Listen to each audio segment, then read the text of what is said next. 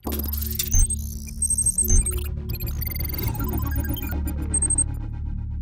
Hyundai has launched the third generation of the i10 in India, of course called the Grand i10, and this time with Nios added to it, because the second generation, the previous car, the Grand i10, will continue to sell in the market alongside this one.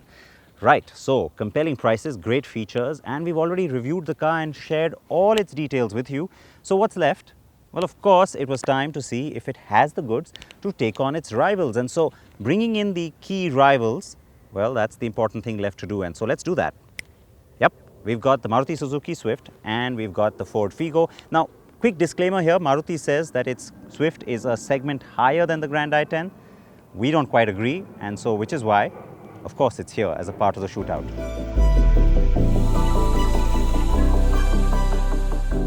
The new Hyundai Grand i10 drives into a segment that was once the most hard-fought in the market.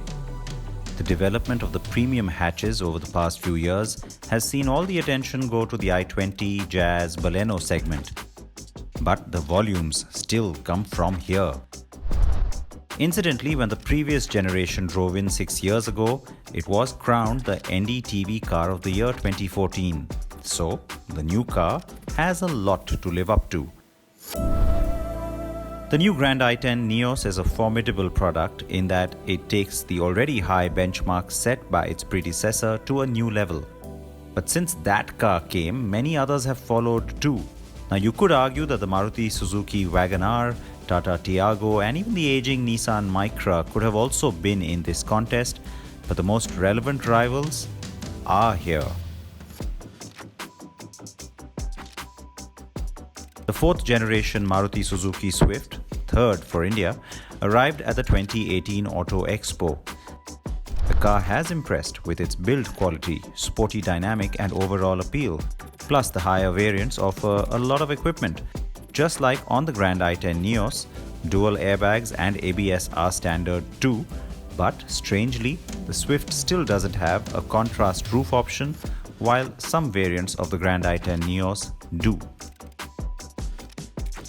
The Ford Figo has been around since 2015, but it got its significant facelift only this year. It gets a decent equipment list and has very comfortable seating. The sense of space on this car is ample and it has a high-riding, comfortable stance for passengers. In terms of styling, the three cars are distinct enough, and yet there's some sort of a similarity about them. In terms of size, for sure, they look really evenly matched. Interesting enough, the Grand i10 Nios and the Swift have the identical same wheelbase, 2450 millimeters. But we're not talking about just the dimensions. In terms of looks, the Figo certainly looks sort of chunky and a little bit more ready for action, a little bit more rugged too, and tends to look a little larger than the other two. The Grand i10 Nios is certainly the most modern and the most contemporary looking car, and that's because it is the newest, and so it has that little advantage. Right now the DRLs are turned off, but the DRL itself, interestingly, comes on 3 of the 4 variants, so it's almost standard, and that's nice because it becomes a signature of the car. On the Swift, that's something I feel like the Swift lost out on. I mean, it's just the ZXi Plus or the ZDi Plus that gets the DRL. All other variants get this really plain looking headlamp, and the car lost some of its cute appeal from the previous generations, though people still like the way it looks, and it still looks recognizably like a Swift. The Figo does not have DRLs but does get automatic headlamps, which the other two do not. It also has rain-sensing wipers and an electric boot release that the others don't. All 3 cars get 14-inch wheels at the lower end and 15 inches at the high end. All 3 cars also currently offer petrol and diesel engine options. The Figo has an automatic on the petrol, while the other 2 cars offer AMTs on both fuel types. I say currently, by the way, because that will change on the Swift. Now, it was Maruti who first brought AMTs to this segment, and that was a great business decision because, of course, in terms of volume, it has done pretty well. In terms of performance, though, of course, the AMT takes away from some of the nice sporty character that the Swift is known for. So, well, not much you can do about that. Now, the petrol BS6 model is already on sale, and so the car is BS6 compliant, because remember that the diesel, well, it won't be making that journey across 1st of April. And in these 3 cars that we have today, I have to say, this has the weakest ride quality and handling. Again, surprising given the sporty nature of the Swift.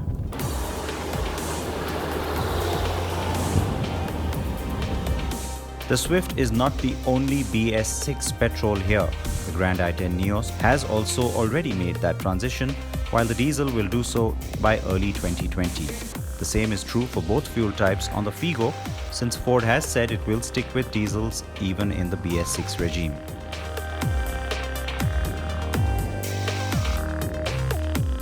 The current diesels on all these cars are ample enough. The Figo though does have the most powerful motor. It's got the grunt, but isn't as punchy as you'd expect. Its gear ratios and overall transmission feel, on that diesel especially, are very, very nice though.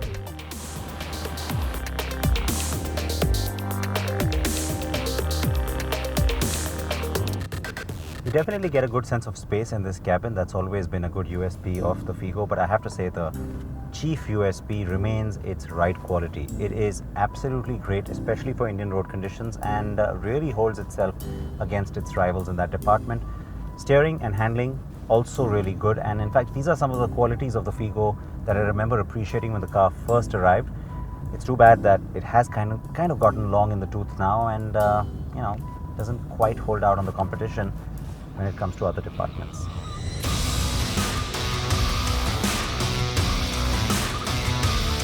Yes, the Figo is now appearing a bit dated, and that's too bad because it does have a great chassis and is a good-looking car overall too.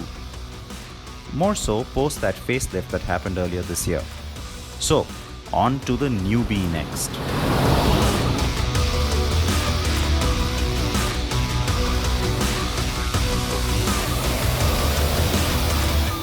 Now for years this has been typical of Hyundai, right? Throw in lots of equipment, lots of features and really impress the buyer. Performance, well, wasn't always the hottest, but that's starting to change. We've seen that with some of the recent launches, and I've been saying that regularly.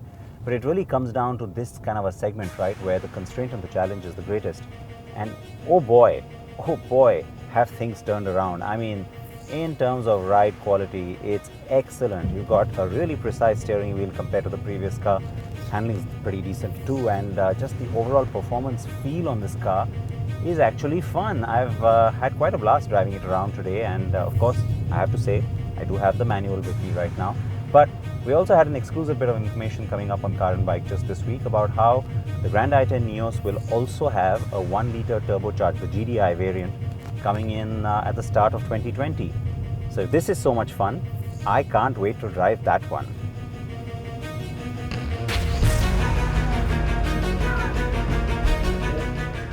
Yup, that motor should be a hoot. But let's not get ahead of ourselves. I think Hyundai missed a beat here by not offering better automatics instead of going the AMT route.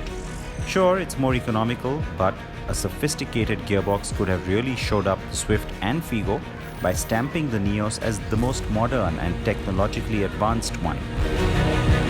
Another miss on the Grand i10 is the lack of a top spec option with 6 airbags. The Figo has that in the titanium blue variant that's with me today. But all cars do at least get the dual airbags and ABS as standard, so that's something. And all now meet the required crash legislation too.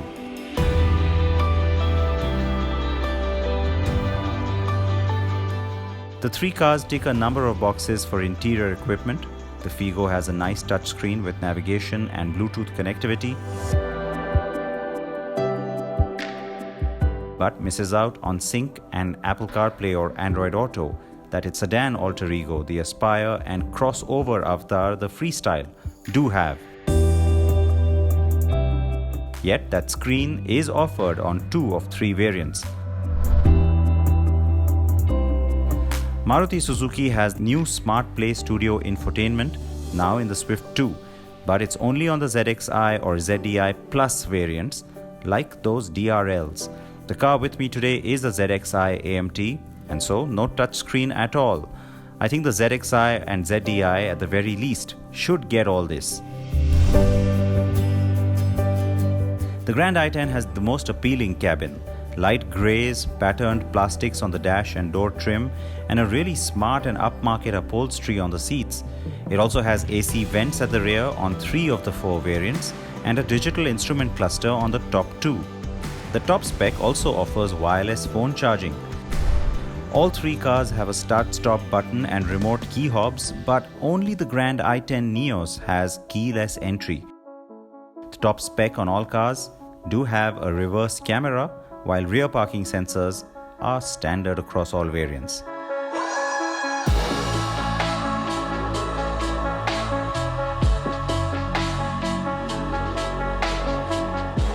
Now a look at the prices, and things remain reasonably evenly matched. The expectation was that the Grand i10 Nios would be a bit pricey since the company has decided to keep the older Grand i10 in the market. But prices on the car have surprised positively to some extent. The Figo remains good value for money, and given its space, drivability and attributes, it comes in as our firm number 2 in this contest. So, which car wins then? I mean, let's face it, over the last few years, the Swift has lost some of its cult status, even some volume, to its own sister, the Baleno. So it's no longer Maruti's premium hatchback, despite what Maruti might want to call it. So yes, the new generation, when it came in, of course, it's been around a while now, there was a lot of expectation riding on it. And the car falls short just a little bit. It could have just been a little more. And so maybe with a facelift, we might get that extra punch from the Swift. Right now, there's no doubt about it in terms of equipment levels, in terms of value, that includes of course pricing and also cost of maintenance, and also the fact that you'll also continue to have a diesel into the BS6 era with automatic being offered on both. The Grand i10 Nios is without a doubt the absolute winner here by a long, long mile.